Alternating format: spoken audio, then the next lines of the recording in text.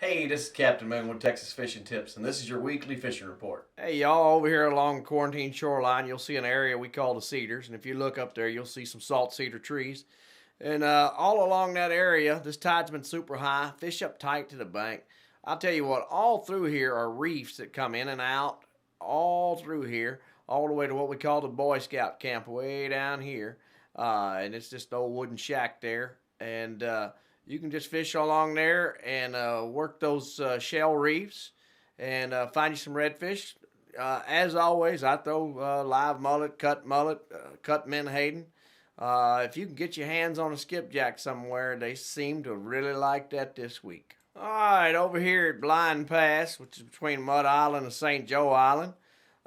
Be careful if you've never been in here. Take your time getting in here. There's a reason why they call it Blind Pass. But you come in here and you work this shoreline from here all the way up to this opening, and we'll come up in this opening here, throwing live shrimp and catching speckled trout in here and a few sand trout mixed in. But just know that boats are going to be passing through there, so don't be blocking the pass. It is a known pass and has been for years. All right, folks, this is Hog Island. You'll see a couple of yellow gash whales over there. If you'll get up tight to that island and just kind of start looking, you'll find some black drum hanging out over there. There's a place over there, some of us call it pickets. It's just an old piece of metal or fence there. And they seem to be right around there right now. And just dead shrimp, you can just sight cast to them.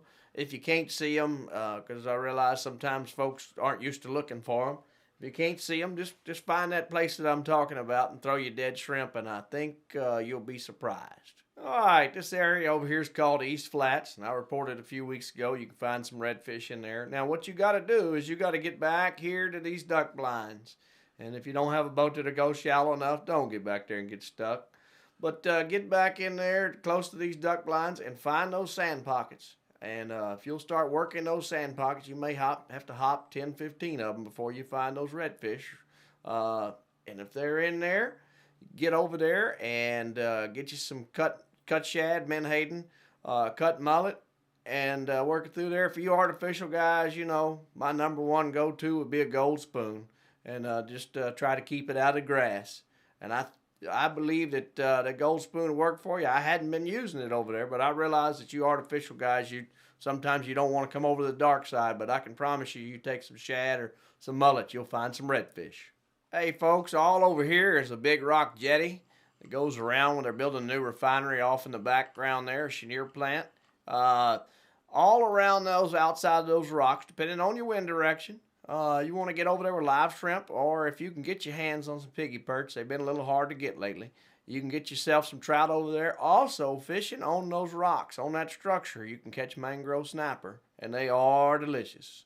As far as I know from talking to Parks and Wildlife, there's no size or bag limit on them. Now, I wouldn't keep them if they were smaller than 10 inches because you ain't going to get no meat off of them. But you get over there and get you about handful of mangrove snapper, you'll have you a nice meal. Also, lots of speckled trout and sand trout along these rocks. Thanks for watching. I'm Captain Moon Shelton.